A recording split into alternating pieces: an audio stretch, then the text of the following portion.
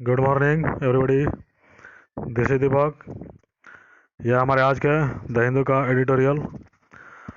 Saffron strides यानी कि भगवा कदम। स्ट्राइड्स का मतलब होता है लंबे कदम, बड़ी छलांग। यानी भगवा के लिए एक बड़ी छलांग है, यानी प्रगति है बीजेपी के लिए। On the BJP assembly bypoll wins, यानी कि जो विधानसभा के उपचुनाव हुए हैं उसमें जो बीजेपी जीती है उसी के बारे में हम पढ़ने जा रहे हैं। चलिए आगे पढ़ते हैं। यहाँ से हमारा आर्टिकल शुरू होता है। Results of the by-elections in 7 assembly seats across 6 states held on November 3 are encouraging for the BJP, while all its opponents have reasons to worry। यानी कि 3 नवंबर के जो विधानसभा उपचुनाव हुए थे उसके नतीजे जो हैं वो बीजेपी के लिए उत्साह बढ़ाने वाले हैं, जबकि इसके विरोधियों के लिए चिंता का विषय है। The BJP one 4 seats, BJP ने 4 सीटें जीती। 3 दैट इट हेल्ड प्रीवियसली, 3 सीटें जो पहले से ही इसके पास थी। And an additional seat vacated by a defector to the party, और एक और एडिशनल सीट जीती है जो कि इसके डिफेक्टर के द्वारा खाली की गई थी। डिफेक्टर यानी कि दल बदलू, जो पार्टी बदल लिए थे उनके द्वारा खाली की गई थी, उसे भी जीता है। The results are a shot in the arm. Shot in the arm एक मुहावरा है जिसका मतलब होता है उत्साह बढ़ाने वाला। मतलब ये रिजल्ट है वो उत्साह बढ़ाने वाला है। For the party that is defending its turf in 2 states that are going to polls, Gujarat and Himachal Pradesh. मतलब ये जो रिजल्ट है वो इस पार्टी के लिए उत्साह बढ़ाने वाले हैं जो अपने 2 राज्यों में अपने क्षेत्र को बचाने का प्रयास कर रही है, हिमाचल प्रदेश और Gujarat. In Haryana the party won Adampur which has remained with the Bhajanlal family since 1966। मतलब जो पार्टी है यानी कि बीजेपी, उसने आदमपुर का भी सीट जीत लिया है। हरियाणा के आदमपुर का सीट भी जीता है जो कि 1966 से अभी तक भजनलाल के परिवार के पास ही था। मतलब उनके ही परिवार के कोई ना कोई वहाँ से जीतता था। The BJP's candidate is the grandson of a former Congress satrap, यानी बीजेपी का जो कैंडिडेट था वो कांग्रेस के एक भूतपूर्व छत्रप का पोता है। सेट्रेप का यानी कि एक लोकल लीडर हो सकते हैं, लोकल लीडर छत्रप जिसको बोला था।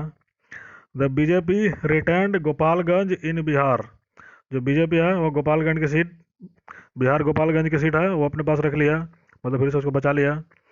But this time without N alliance with the JDU, लेकिन इस बार बिना जेडीयू के साथ गठबंधन के ही जीत लिया है। Now in power in the state with the RJD, अब जो जेडीयू है अब आरजेडी के साथ राज्य में सत्ता में है। In Mokama where the RJD JDU alliance candidate won, Mokama में जहाँ से कि आरजेडी और जेडीयू के जो गठबंधन के उम्मीदवार थे वो जीत गए। द बीजेपी गेव है क्लोज फाइट, मतलब बीजेपी ने एक टक्कर का मुकाबला दिया है, नज़दीकी मुकाबला दिया है। Indicating that it remains formidable even after the end of its alliance with the JDU.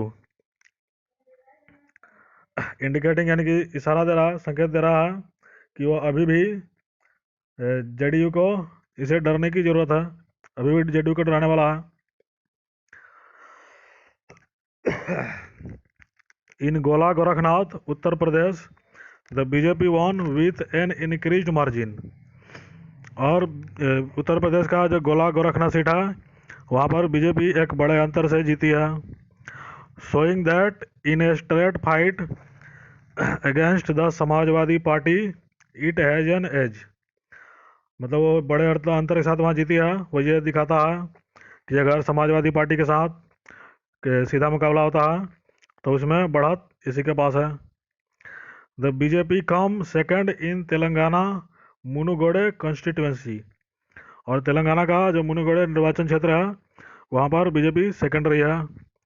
Where it is trying to displace the Congress as the key challenger to the incumbent Telangana Rashtra Samithi. मतलब तेलंगाना में जो कांग्रेस है वो प्रमुख प्रतिद्वंदी है, तो बीजेपी उसकी जगह लेना चाहती है। और तेलंगाना में जो भी इनकम्बेंट पार्टी है वो है टीआरएस, यानी कि Telangana Rashtra Samiti. In Orissa the party retained Dhamnagar with an increased margin. और उड़ीसा में जो धामनगर की सीट है उस सीट को भी बचा लिया है एक बड़े अंतर के साथ। The signals are not reassuring for the Congress, JDU, RJD, SP and BJD that were the opponents of the BJP in these by elections। मतलब ये जो सिग्नल्स हैं यानी संकेत हैं वो अच्छे नहीं हैं कांग्रेस के लिए, जेडीयू के लिए, एसपी, बीजेडी, मतलब जो भी इस उपचुनाव में इसके प्रतिद्वंदी थे उनके लिए ये संकेत अच्छे नहीं हैं। The defeat in Telangana puts the Congress in A spot. मतलब जो तेलंगाना में जो कांग्रेस की हार हुई है उसे एक मुसीबत में खड़ी हो गई है। It finished a distant third behind the BJP. और ये बीजेपी से तीसरे स्थान पर रही है। In Orissa its position slide further to finish fourth. और उड़ीसा में जो इसकी स्थिति है वो और पीछे जाकर चौथे नंबर पर पहुंच गई है। The outcomes point two the challenges in converting the enthusiasm that Rahul Gandhi's Bharat जोड़ो यात्रा हैज क्रिएटेड इनटू वोट्स। मतलब ये जो आउटकम है यानी कि रिजल्ट है वो इन चुनौतियों को दिखाते हैं कि जो राहुल गांधी की भारत जोड़ो यात्रा से जो उत्साह है वो वोट में बदलना उसको एक चैलेंज है। मतलब उसी की ओर ये संकेत कर रहा है कि भारत जोड़ो यात्रा से लोग उत्साहित तो हैं, लोग खुश तो हैं, लेकिन वो वोट में नहीं बदल रहा है।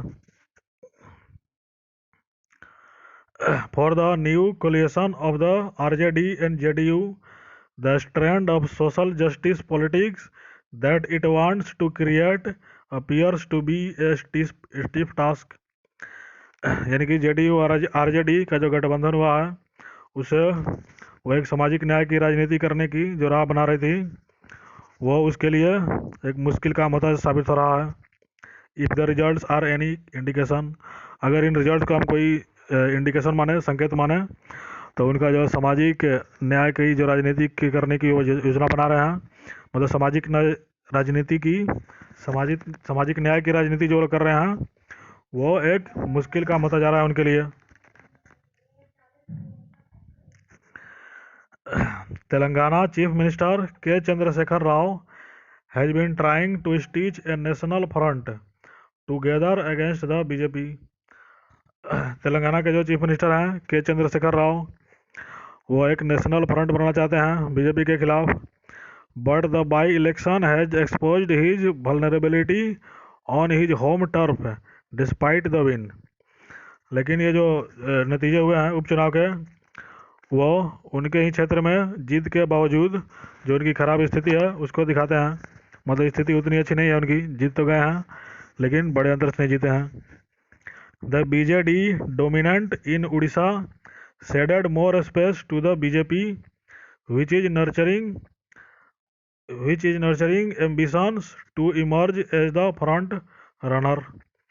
जो उड़ीसा में बीजेडी का डोमिनेंट है उसने बीजेपी के लिए और थोड़ी जगह दे दी है, बीजेपी के लिए जगह बना दिया है जो कि अपने इस लक्ष्य के ऊपर काम कर रही है कि अपने आप को फ्रंट रनर बनाना चाहती है, मतलब आगे उभरना चाहती है बीजेपी। उसके इस लक्ष्य को और उत्साहित कर दिया। The SP under Akhilesh Yadav is struggling to recuperate from serial setbacks. और जो अखिलेश यादव के नेतृत्व में जो एसपी है वो अपने सेटबैक से उभरने का प्रयास कर रही है। With his father Mulayam Singh no more, जबकि उसके फादर मुलायम सिंह नहीं रहे। Mister Yadav is fighting with his back to the wall. जो मिस्टर अखिलेश यादव हैं बैक टू द वॉल एक फ्रेज है, इसका मतलब होता है कि अपने आप को किसी मुश्किल स्थिति में पाना और आपके पास कोई ज़्यादा ऑप्शन भी ना हो। मतलब अखिलेश यादव ऐसी स्थिति में फंस गए हैं जो जिनके पास ज़्यादा कोई ऑप्शन नहीं है।